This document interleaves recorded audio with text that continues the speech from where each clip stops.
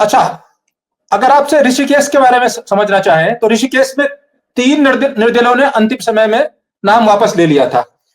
अभी जो शंभू पासवान बीजेपी के हैं, कांग्रेस के दीपक प्रताप जाटव है, यूकेडी के महेंद्र सिंह है, इन सब के बीच दिनेश चंद्र है। क्या मान रहे हैं आप? ऋषिकेश ऐसी विधानसभा है जिसे मिनी भारत कहा जाता है, या पूरे भारत का हर कोने का, हर जगह का नागरिक यहाँ निवासी भी है और मतदाता भी है। कुछ तो मूल निवासी भी जो पहले से आ गए हैं।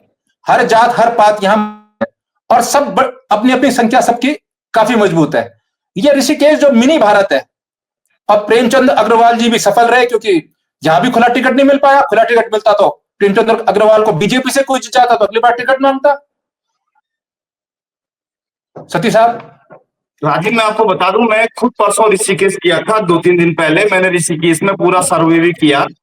जो ऋषिकेश की जो स्थिति है, जो वहां पे निर्दलीय उम्मीदवार हैं, वो बहुत मजबूत स्थिति में है। जो गुरुजी है वहां पे, जो महेंद्र सिंह है गुरुजी है वहां पे, दिनेश चंद्र मास्टर बोलते हैं। दिनेश चंद्र गुरुजी, बिल्कुल बिल्कुल, जो दिनेश चंद्र गुरुजी है वो अच्छी स्थिति में है। और जो जब नरेंद्र सिंह नेली ने वहां पे रैली की थी, तो उस रैली में लगभग 11,000 लोग समथिंग भीड़ जुटी हुई थी। और उस रैली से लगा था कि जो उनकी लगातार उनका टेम्पो बना हुआ है। उसके बाद आज भी उन्होंने ऋषिकेश में एक रैली की है, जिसमें मीना राणा और एक गायक और उसमें सम्मिलित हुए थे। तो जो उनके गुरुजी हैं, उन्होंने पूरा ऋषिकेश में जो इनकी स्थिति है, बहुत अच्छी स्थिति में है वो। और कहीं ना कहीं ऋषिकेश सीट पर प्रेमचंद्र अग्रवाल की प्रतिष्ठा दांव पर है समय। अगर प्रेमचंद्र अग्रवाल की प्रतिष्ठा दांव पे इसलिए कहूंगा कि जो शंभू पासवान को वहां पे टिकट दिया गया है, लोगों की नाराजगी इस चीज को ले है कि क्या ऋषिकेश में किसी पहाड़ी को क्यों टिकट नहीं दिया गया। लोग इसलिए नाराज ऋषिकेश में।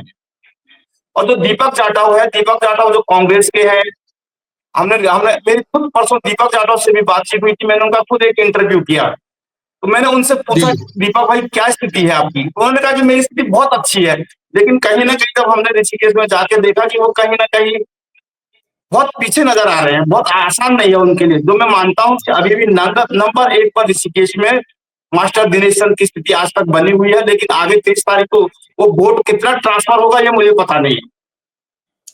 गजेंद्र भाई, इस हिसाब से क्या कांग्रेस ने चूक कर दी टिकट देने में? क्योंकि मास्टर दिनेश चंद्र तो कांग्रेस से ही टिकट मांग रहे थे। राजीव भाई, ये सारा कुछ ऐसा होता नहीं जो आज हमें दिखाई दे रहा है, या जब हम उसको जिस प्रकार उसकी व्याख्या कर रहे हैं। मास्टर दिनेश चंद्र का जो माहौल बना, अगर उनको कांग्रेस से टिकट मिलता तो उनका माहौल नहीं बनता। ये माहौल बना पासवान वर्सेस जो जाटव के कारण। मतलब बीजेपी ने पासवान को दे दिया, कांग्रेस ने जो है जाटव को दे दिया, तो एक सेंटीमेंट क्रिएट हो गया कि भाई देवभूमि का प्रवेश द्वार है, 4 धाम यात्रा यहाँ से शुरू होती है, तमाम तरह की बातें ऋषिकेश से जुड़ी हुई है। वो एक सेंटीमेंट क्रिएट हुआ। एक और चीज मैं आपको बता दूं, अगर ये सीट जो है अनुसूचित जनजाति वाला ही भी ना होती और मास्टर जी के बजाय कोई दूसरा व्यक्ति जो जनरल लड़ रहा होता, तब भी ये सेंटीमेंट क्रिएट नहीं होते। क्योंकि आपने जो इतिहास देखा है राजनीति का, प्रेमचंद अग्रवाल लगातार 4 बार से चुनाव जीत रहे हैं। उनके नाम के आगे बाकायदा अग्रवाल लिखा हुआ है। उन्होंने सुरवीर सजवाड़ा को 10,000 वोट से हराया। उन्होंने 2 बार राजपाल खरोला को चुनाव हराया। उन्होंने फिर आपके जो ये रमोला है, जयेंद्र रमोला, इनको चुनाव हराया।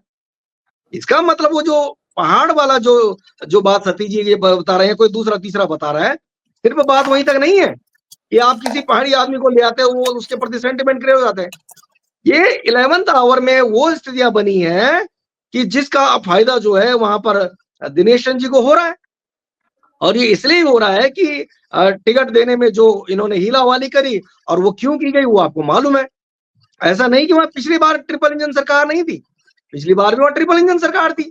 वो भाजपा की तो हम मेयर थी, किसी दूसरी पार्टी की थी नहीं। और दूसरे नंबर पर इंडिपेंडेंट थे, कांग्रेस वाले तब भी तीसरे नंबर पर थे। तो उस जो ऋषिकेश का जो ये नगर निगम क्षेत्र है, वहां की पॉलिटिक्स को सिर्फ इतना कह के बोल देना कि भाई कोई जो है रॉबिन हुड की तरह आज रातों रात वो आ गए मास्टर जी और उन्होंने बहुत तहलका मचा दिया, तमाम कर दिया। वो बहुत सारा एक ऐसा वर्ग जिसको जिसकी जो है भावनाएं आहत हुई इस बात से, भाई ये प्रयोग नहीं होना चाहिए था यहाँ पर। ये उसकी परिणति है, और उसकी परिणति का ही जो परिणाम है, चाहे वो नरेंद्र सिंह नेगी का शो रहा हो, या सौरभ मैठाणी और मीना राणा का शो हो, चाहे वो बॉबी पवार की रैली हो, त्रिभुवन सिंह चौहान ने उनको सपोर्ट करा हो, और सोशल मीडिया पर देश विदेश के तमाम वो लोग जो इस बात को लेकर मूल निवास और भू कानून को लेकर मुखर होकर उत्तराखंड के लोगों को सपोर्ट करते हैं। उनका मानना है कि भाई उत्तराखंड के साधन और संसाधनों पर पहला हक उत्तराखंड के मूल निवासी का है। ये सारा सेंटिमेंट वहां से क्रिएट हुआ है और इसीलिए अब जो भी स्थितियां हैं, परिस्थितियां जो भी बनी हुई अभी तक भी, आज तक सिर्फ वो इसी कारण बनी है कि भाजपा और कांग्रेस ने टिकट देते हुए जो फार्मूला अपनाया, उस फार्मूले से एक नया फार्मूला तैयार हुआ और उस फार्मूला का नाम मास्टर दिनेश चंद है।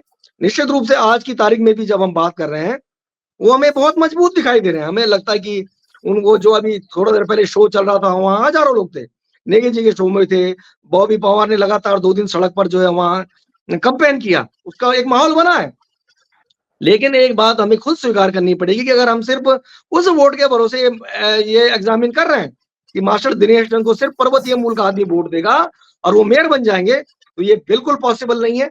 और मैंने कहा कि पिछली बार तो आपने देखा जब जयेंद्र रमोला को लड़ाया गया था, तो जयेंद्र रमोला क्यों विधायक नहीं बने? क्योंकि अब आपने कहा दिनेश देने का लड़का भी वहां लड़ गया, वो हार गए।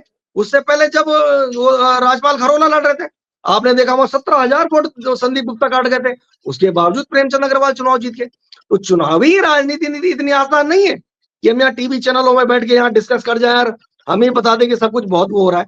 धरातल पर जब तक आपके पास आदमी नहीं होगा, आपने बॉबी पावर का चुनाव भी देखा है, इतना बृहद चुनाव, जिस चुनाव के लिए प्रीतम सिंह का दावा था कि 40,000 वोट से आगे नहीं जा पाएंगे, वो लड़का 2.25 लाख वोट तक चले गया। त्रिभुवन सिंह चौहान का भी लोगों ने चुनाव देखा, लोग कह रहे थे 1500 वोट से आगे नहीं जाएगा, वो 9,500 वोट तक चले गए। बहुत सारी चीजें हैं जो बदल रही हैं, जो सरकार के प्रति आक्रोश है, जो एंटी इनकम्बेंसी है, जो सरकार का आचरण है, जो काम नहीं हो पा रहे हैं, जो बेरोजगारी है, जो भ्रष्टाचार है, जो तमाम जो इश्यूज हैं, आप हिंदू मुसलमान के भरोसे रोज रोटी नहीं खिला सकते लोगों को। इसीलिए मेरा मानना है कि वो सब कुछ अभी भी नहीं है कि भाई हम यहाँ सिर्फ यही इसी भरोसे बैठ जाएं कि ये सब चलता रहेगा, मास्टर जी मेयर बन जाएंगे। इतना आसान नहीं है। निश्चित रूप से अच्छी फाइट में है, लेकिन अभी भी उनको जो है अगले 2 दिन तक बहुत सारी ताकतों से जूझना पड़ेगा। मास्टर जी के पास न तो उतना रुपए है जितना भारतीय जनता पार्टी के पास है, न उनके पास इतनी ताकत है। यही मैं कहता हूं, ऋषिकेश में जो बस्तियां हैं, जो बाजार है, वहां जो बोलने वाले लोग हैं, उनसे बस्तियों के वोटों पर गिनती नहीं हो सकती। और सती साहब, जो बस्तियों का वोट है, वो तो माना यह जाता है कि वो अब जब चुनाव प्रचार समाप्त होता है, काल रात्रि में तय होता है कि किसकी बोतल पहुंची, किसका मीट का पैकेट पहुंचा और किसका नोट पहुंचा। तो क्या है मास्टर जी, जब ये तंत्र चलेगा काल रात्रि में, आज और कल में, क्या मास्टर जी फिर टिक पाएंगे बस्तियों में? सती साहब, एक चीज और जोड़ना चाह रहा था मैं राजीव भाई इसमें, एक चीज मैं ये जोड़ना चाह रहा था उसमें कि इस समय जो कांग्रेस के कैंडिडेट है, जिनको अभी तक बहुत, अभी सती जी बता रहे थे कि बहुत कमजोर है, बहुत पीछे है, वो कांग्रेस के चुनाव की जो कमान है, वहां पर 3 बार जो चुनाव लड़े हैं, दीप शर्मा जीते हैं 3 बार, हैट्रिक बनाए उन्हें, उनके हाथ में। और वो बस्तियों की जिनकी आप बात कर रहे हैं, वो अवैध बस्तियों की, बाहर के मतदाताओं की, पूर्वांचल के मतदाता, पता नहीं कहां से ला रहे, किसी गिनती में नहीं है, उन सब का नेता दीप शर्मा है। और दीप शर्मा भी जानते हैं इस बात को कि उनको कैसे मैनिपुलेट करना है। तो इसलिए निश्चित रूप से वो जो सारा इक्वेशन अभी ये माना जा रहा है कि कांग्रेस बेहद कमजोर है और सब कुछ इधर चल रहा, तो ऐसा नहीं है। वो जो अभी प्रभाव करने वाली जो चीजें हैं, जो चीज अभी दीप शर्मा के हाथ में सौंपी गई है, तो निश्चित रूप से अगले 2 दिन बहुत कठिन होंगे।